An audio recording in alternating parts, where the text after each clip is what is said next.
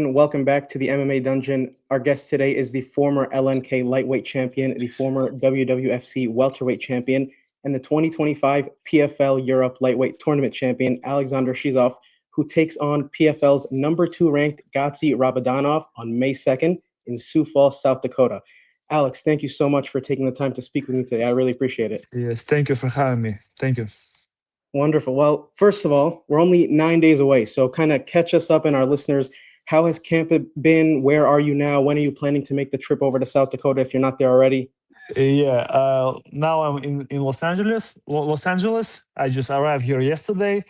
The fight camp was good. I was preparing in my home country, Latvia, and now just came 2 weeks before a fight, just to like how it calls jet lag, just to like used to for this time US, because we have a big 10-hour difference from Latvia. Right. So like I'm here till next week, and next week Monday, Tuesday, we will go to the to the Sioux Falls. Yeah. So Okay, very nice. So you're adjusting now. yeah. First time in the US, dreams come true. Very nice. Well, welcome to the US. Yeah. I'd imagine that every fight is the most important fight of your life, right? But perhaps this one has a little bit of extra stakes, right? You're entering the Yeah. smart cage now as a champion. You won the 2025 PFL lightweight Europe tournament, like I mentioned. You're also stepping into the global scene a little bit again. And with this comes new opportunities, right? Their rankings now exist within the Yeah. PFL, so you have an opportunity to become ranked. Talk to me a little bit about the stakes, the opportunities that this fight opens for you. Yeah, like since day one in the PFL, my goal was to fighting the best guys, win them, and become a world champion. So this fight, Gadzhi is a second ranked number guy. So win against him will definitely put my name on the highest position of the ranking. So it's a great matchup. Like I was not, I was, I really grateful for this opportunity. First fight in the America, straight away co-main event against the top level guy, top level ranked guy. So for me, it's like a dream come true. Like I say, I was not expecting to jump after like winning the European title straight away to the top division like fight against the top level division fight. But like I say, since day one, my goal was to be the best, and it's a great opportunity to showcase my skills, introduce myself to the America crowd, and yeah, let's start the journey. I mean, there's no better opportunity than jumping straight into the #2 ranked guy in your division. Yeah, And of obviously, course. with this being your first fight under the new structure, I think it's been a little bit over 4 years that you fought outside of the tournament structure. What are Yeah, your thoughts on kind of the new matchmaking style rather than, the tournament where you kind of know who your options are? yeah. I think it's a great that PFL changed the system from tournaments to the to the top 10 ranks, because now people is not confusing, because like in the past was like people was confused who is the champion. We have like, for example, Usman Nurmagomedov, he is a world champion. Then we have like 2025 like PFL tournament world champion Alfie Davis, he has the belt. Usman has the belt, and people who is not like into MMA like we do, they just confused like what's going on, there, like many belts, many fighters, everybody is a champion. So now I think it's more logical, and people will be much easier to understand what's going on in the division. Yeah. That's right. Yeah. I mean, I've gotten a lot of the same feedback from fighters. They say typically they just want to be matched up against the best guys and give themselves the best opportunity to jump up Yes, the rankings. yes. We're looking here. And with this system, PFL can make fights what makes more sense, because sometimes in the tournament system, not best, like you said, not the best fighter fighting the best. So it's a little bit like it's a good old-fashioned system, but I think nowadays it's just not working like it was working like 20 years ago. That's right. So yeah, I think now is the best time for the PFL starts from this year. Yeah, I would agree. I think most fighters agree. I have the rankings up right now. I don't know. I think on your side you should be able to see them. Typically, Yeah, when I'll ask a fighter is like, Okay, you're fighting, number 6, number 7. What is your path to the title? What is your path to championship gold? But you're jumping right to 2. So like I know you don't want to look past your opponent. Any professional like yourself wouldn't. But assuming you do get past him, I mean, you think there's like one fight before a title shot, or you think you're going to call for it right away? What's the plan after number 2? Like interesting, don't know, because like what I hear in the social media that Usman will defend his belt against Archie Colgan, I guess. So they will schedule to fight at the summertime. So probably win against Gadzhi will put me in the position where I need to like probably win one more fight to like to because if like Usman fighting Archie, they fight at summer. Next fight, next time champion will fight probably like in the end of the year. I don't want to wait, so like we'll see. We'll see. Just I know I never say no to nobody, to no open, like to nobody. Yeah. So what PFL offers me next, I will take it with the both hands. Very nice. If I will be after win, if I will be the next contender, great. I will be happy. If I will need to fight another man, no problem. Let's fight. Yeah, we'll see how it plays out. I think, like we just said, no tournament structure really allows for the fashion in way a fighter wins to really determine what's next. It's one thing in the tournament, you can win by any sort of method, right? It doesn't matter how spectacular or dominant you are. With this, it's kind of different. It matters how you finish a fight.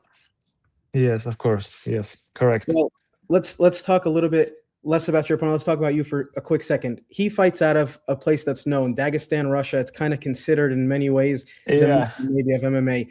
You're fighting out of a neighboring country, Latvia. Is that right? Am I saying it right? Yeah, Latvia, brother. Yeah, Latvia. It's a small country in Europe.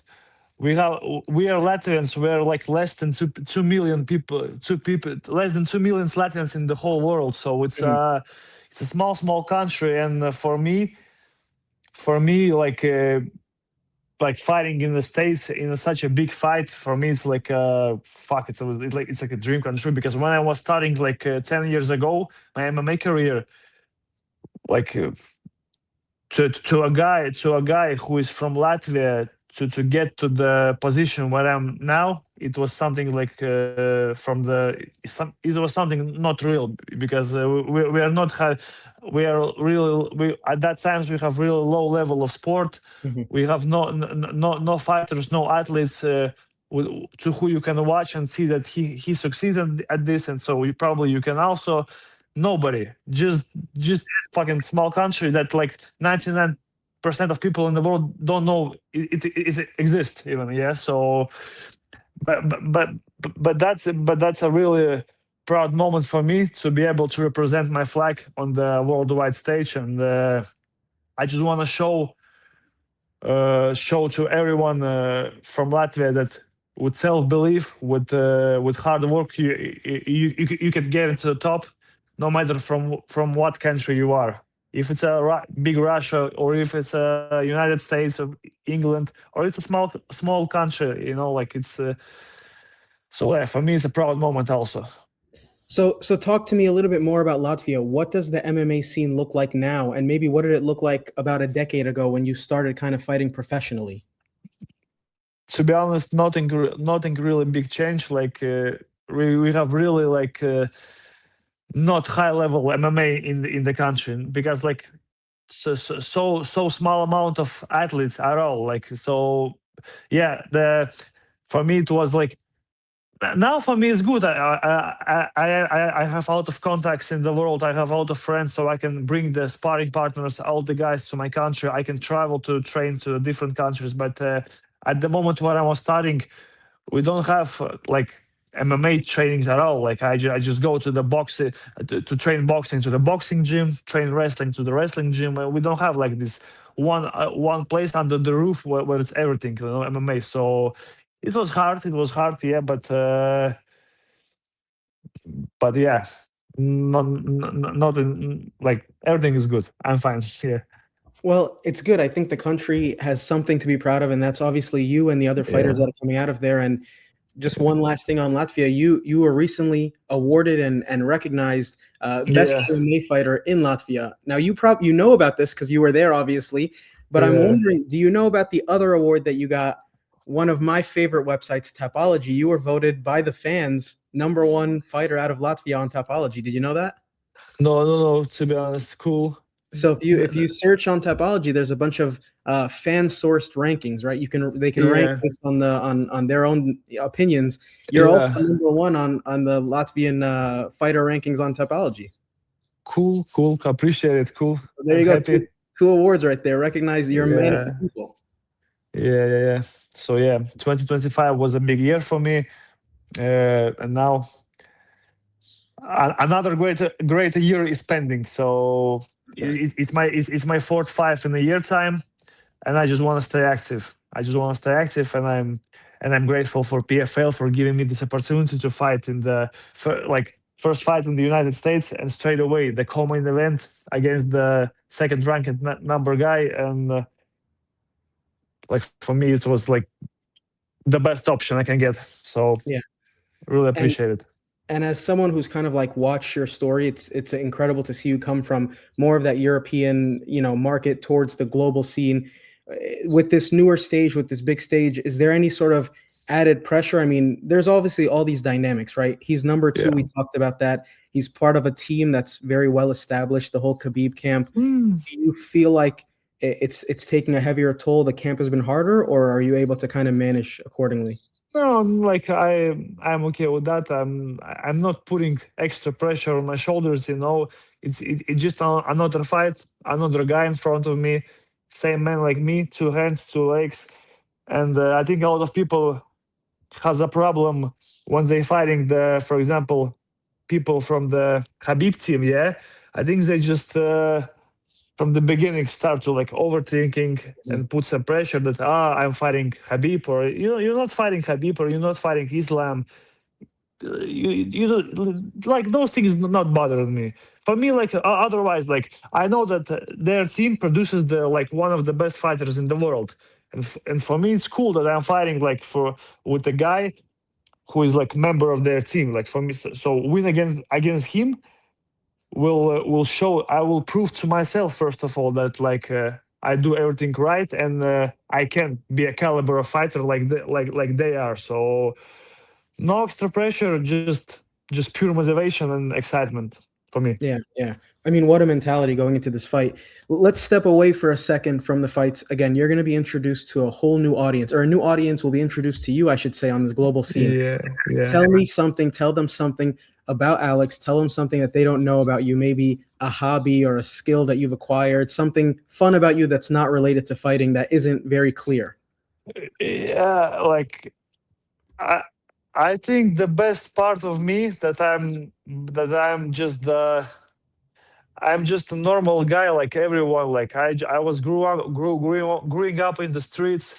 I was not like, for example, like guys from Dagestan. Yeah, we talk about Habib Islam. They're like from the young age in the gym, discipline, training. Brother, I was like at my 15, like till 18, 19 years old, I was drinking, smoking cigarettes, partying. I was like discipline was shit, and I'm from that. My start was like this. So for me, it's a really like I want to show to people that no matter what, no matter where from what country you are or how you live, if you make the right decisions and you change your life, you can succeed. So I just a normal guy like everyone. My story is like simple. I'm just the guy who was nothing special. My dad was not a coach. My team was not a high level MMA team in the world. Just like yeah, just like the guy from a small country in Europe who chasing his dreams, working hard, and going to the top against all odds. And so for me, it's yeah. And Very nice. I'm excited. I'm like to play video games just in case. Okay, I'm a there you go. gamer. Perfect. I mean, listen, who doesn't, right? I'm excited for the more of the global audience to kind of see your story. And PFL, I think, does a great job at kind of cross promoting their different tournaments when they run them. So Yeah. I think that people should be very excited about this matchup.